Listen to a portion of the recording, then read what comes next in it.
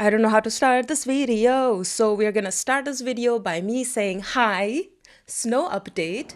It snowed for like 2 seconds. It was nice, it was short, and here are some pictures to commemorate the snow while it lasted. My doggo was having a lot of fun, as you can see. Hello! And welcome back to me screaming into the void. This time the void is a paper-thin apartment wall, and my neighbors consist of dinosaur-esque heel-toe walkers and Satan spawns screaming and thumping, waking me up at 3 a.m. in the morning consistently. Consistently. It's been 6 months that I moved into this apartment, and the neighbors have not stopped doing shenanigans. From making it rain from their own balcony. Listen, I understand if you have some bloody flowers on your balcony, if you have a green thumb, good for you. I don't. Most of the plants in my, no, all of the plants in my apartment are fake. They just create the impression that there is some air being made in here. I don't know what they were doing. Throwing buckets of water at us, I guess. And I know for a fact that they are on vacation right now because the constant and incessant noise level is at 0, and I finally slept through the night for almost a week. Today, we are doing a very specific genre. Neighborhood horror. Not haunted houses, not demons, not spooky little girls in the hallways. Just a horrifying realization that you live 3 feet away from someone who could destroy the peace that should be your safe space. Purely out of entitlement, boredom, or vibes. And the worst part? You can't escape it because rent and moving can be very, very expensive. As you can see, this one hits close to home and I had to get it off my chest. So I spent the last couple of days just watching movies that made me feel a little better about my situation. And I was hoping with this video, in case any of you are out there floating near neighbors that are as invasive as mine are, that these movies will give you a certain kind of peace of mind. At least it's not that bad. What all these movies have in common is they turn your home, the one place you're supposed to feel safe, into a nightmare. The rules are no franchises, no slashers, no haunted houses doing all the work, simply neighbors being absolutely the worst, and they're all from the 2000s onward. These are movies I personally enjoyed, meaning yes, I suffered willingly. I watch these so that I can feel a little better about my current living situations. These movies deal with harassment, gaslighting, surveillance, sleep deprivation, and the slow psychological rot that comes from realizing nobody is going to help you. If you have ever lived in an apartment building, had an HOA, or shared a driveway, this list is for you. From the least to most unhinged, even though most will trigger anger in you if you have pets. No! God, please, no! No! So be warned. Level 1. The irritatingly real neighbors. This is the kind of horror that doesn't just ruin your night, it ruins your entire freaking day. First up, Restless, 2024 UK, directed by Jed Hart, starring Lindsay Marshall and Aston Macaulay. It is about a mild-mannered care worker who is living her quiet little life when a party animal moves next door into her deceased parents' home.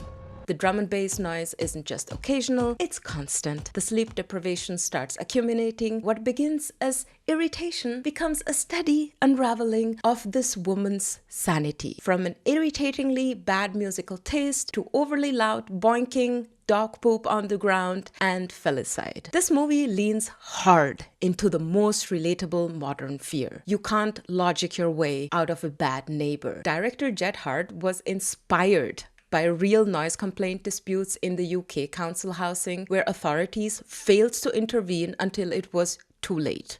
As always, I feel like this happens all the time. They keep saying, yeah, what was it like? It wasn't that bad, was it? Wasn't it? And then you don't sleep for 6 months, go completely bananas, and take matters into your own hands.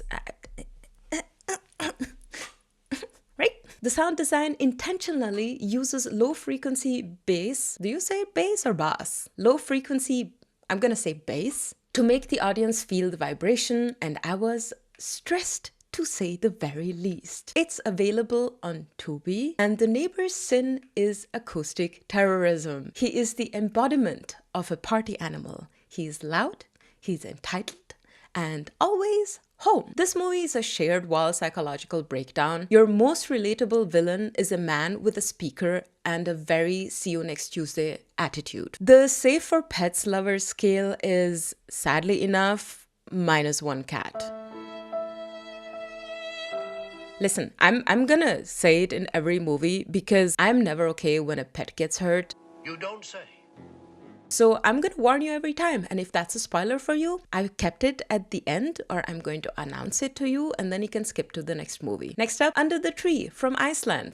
2017, directed by Hafstein Gunnar Sigurdsson. I'm so sorry for butchering these Icelandic names. It's starring Sigurdur Sigurjónsson, Edda Björgvinsdottir. I hated her character in a way that only a good actress can make you hate her. Borstein Bachmann and Selma Björnsdottir. Did I say that right? Anybody from Iceland? Please let me know. Please let me know. It's about a neighbor dispute over a tree casting shade in the backyard of the other neighbor. I mean, it's a tree. Come on, leave the tree be, man. What the heck? It starts as a pretty suburban nonsense and then spirals into something violent and completely unhinged. The cinematography is insanely good. There are these scenes that really resonate on a deeper level. This movie is very human, even if in a very dark way. It is not for the faint-hearted. It's a very realistic escalation of horror. Nobody thinks they are the villain, which makes everything just so much worse, and it's inspired by the real Icelandic neighborhood disputes that turn deadly over trivial property issues. There are no clean heroes here, just two families rotting from the inside out. We get up close and personal with every character and their backstory, which all lead to this frustration. I mean, the beginning already, you're like, you did what? In front of who now? I'm not going to spoil that part for you because I feel like you have to get into this movie yourself and kind of understand the effed up family dynamics that are happening. And finally, the complete shitstorm. Honestly, the word escalation does not even begin to describe what happens. In my very humble opinion, the mother is the worst. I know, she's been through things, but the things that she did are absolutely freaking bananas. What the heck? This movie is available as a rental on Prime. The neighbor's sin is weaponized pettiness. They will die on the dumbest hill imaginable. It's a feud movie that starts with sunlight and ends with your soul leaving your body. Also, side note, who in their right freaking minds keeps their front doors open? Is that an Icelandic thing? Because that is absolutely mind-blowing to me. I could never. Also, that ending, that it completely broke me. This is fine.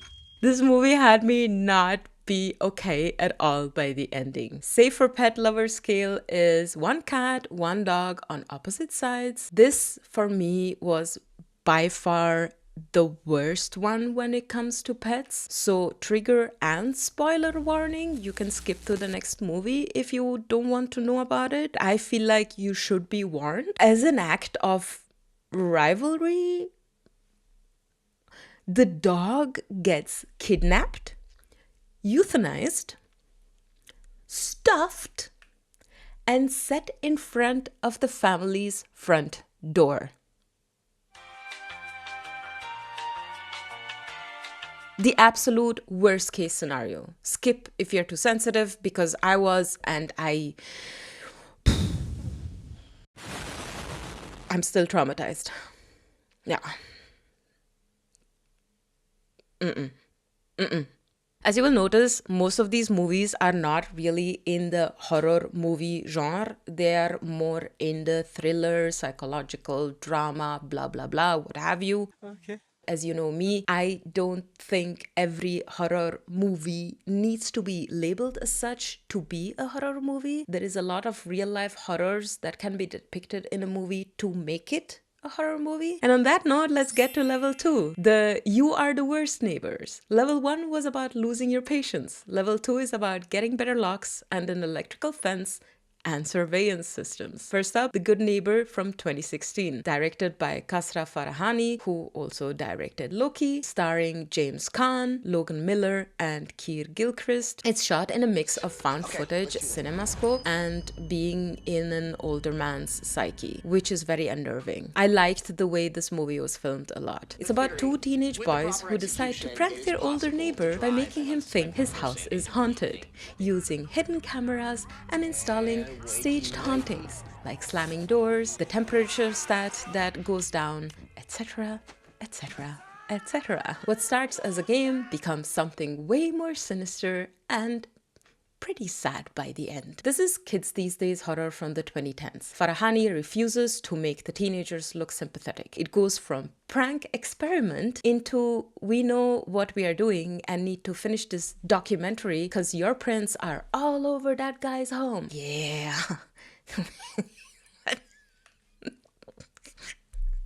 It's available to watch on Tubi. The neighbor's sin is content-crazed and hormonally challenged Youths. the wire experimenters, the teenage douchebags who treat your life as content, calling it documentary. Teenage boys are the worst, and that is no surprise to anyone except for the teenage boys themselves. You can fight me on that in the comments. This is a prank gone wrong thriller that makes you want to get to know your elderly neighbor and maybe offer him a hot chocolate from time to time. Love the different techniques that the directors have used. Not only were the teens experimenting, so was the director. Safe for pet lover scale is 1. The cat, and it's fine. It gets jump scared once, but that's about it. Next up, Good Neighbors from 2010, Canada, directed by Jacob Tierney, starring Jay Baruchel, Scott Speedsman, and Emily Hampshire. And yes, we have Gary Farmer starring as a detective. It's set in a Montreal apartment building set during a freezing winter. 3 neighbors bond over the fact that a serial killer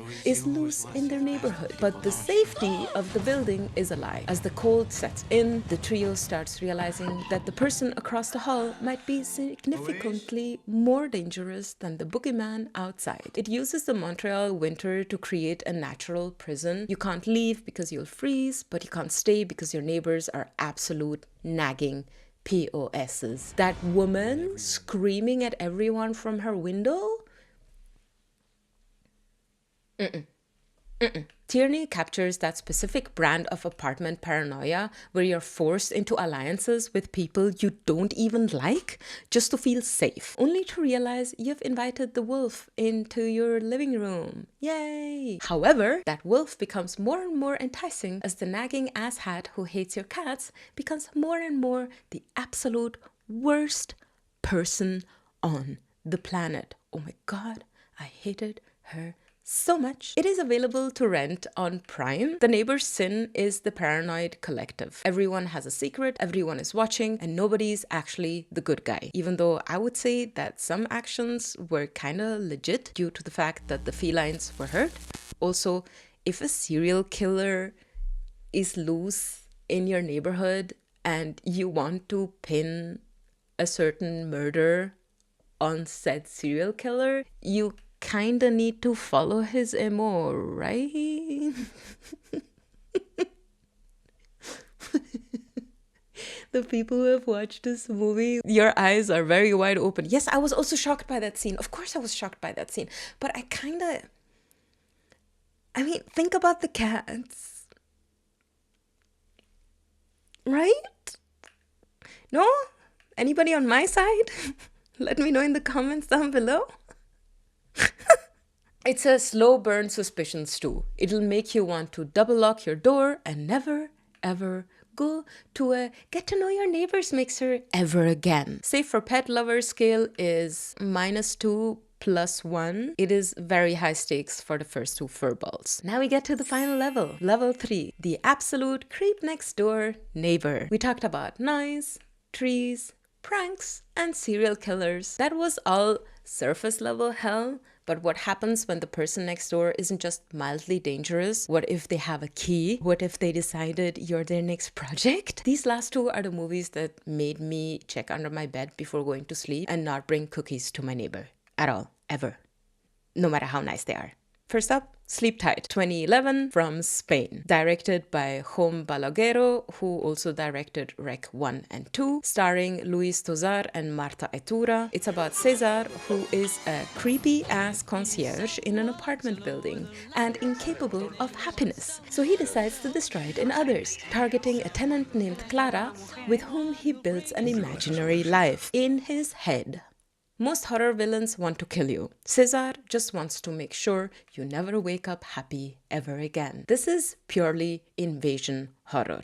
There are no jump scares because the entire movie is one long, eerie, and creepy AF violation. The most terrifying part? The cinematography doesn't treat Cesar as a monster. He treats him almost like a ghost. He's right there, lurking in the corner, blending into the apartment you pay for $2,000 for in a month. It exploits the one moment we are truly helpless. 2 a.m., deep sleep, when you think you're alone. It's not about the gore, it's about the fact that he has a key and a plan. And he has all the time in the world. This movie is available on Tubi. The neighbor's sin is complete boundary erasure. He is the key holder, the one who knows your routine and invades your life without you noticing until it's too late. This movie has by far one of the highest creep factors of the 6. It's a movie that violates the comfort of your own home. You'll want to change your lock stat and share them with no one ever again, and pretty much check your bed every single night before you go to sleep. Safe for pet lover scale is no animals were harmed in this one. There is a dog shown for like 5 seconds, but that's it. And last but not least, Creepy, 2016, from Japan, directed by Kiyoshi Kurosawa, who is known for Cure, Pulse, and Cloud, just to name a few, because this man has a lot of movies under his belt, starring Hidetoshi Nishijima, Teruyuki Kagawa, and Yuko Takeuchi. It's about a former detective who moves into a new home and becomes increasingly unsettled by his neighbor, who is polite but profoundly off. All the while, his wife keeps bringing said neighbor food because that's the neighborly thing to do, right? Right? Kurosawa does dread like few others do. The neighbor isn't aggressive, he's just off. Kagawa was instructed to deliver the dialogue off rhythm, pauses too long, responses delayed, to create the subconscious unease. It's an exploration of how evil can exist as the smiling neighbor that just doesn't have any emotional baseline behind those eyes at all. It's available on Pluto TV, and the neighbor's sin is the uncanny valley of socializing, the smiling void, the one who makes eye contact a second too long and makes you want to delete that mental image forever. The final boss of I Hate My Neighbor movies. You can't even explain why he scares you until it's too late. Safe for pet lover scale is 1 dog. He is fine, albeit a little traumatized. If you're a pet lover, Restless, Good Neighbors, and Under the Tree, watch them with a pillow to scream into and hug your pets very tightly. Still feeling neighborly? These movies prove horror doesn't need monsters. The common thread in all 6 of these is entitlement. These neighbors don't think they're doing anything wrong. They think they have a right to your space, your peace, your time, and even your happiness. And that's the real horror. You can't argue with someone who has rewritten the social norm rules to make themselves feel good about what has been done. Check your logs, and for the love of everything unholy, if a neighbor offers you a glass of lemonade or asks to trim your tree, just say no. Nope. If you have ever had a neighbor from hell story that beats these movies, leave it in the void down below. Before you go, here is your Tubi survival kit. Talk to Me, X, Pearl, and Hereditary are right now available to watch. Don't forget to sacrifice the subscribe button to summon my screams, and I'll see you next time. Bye!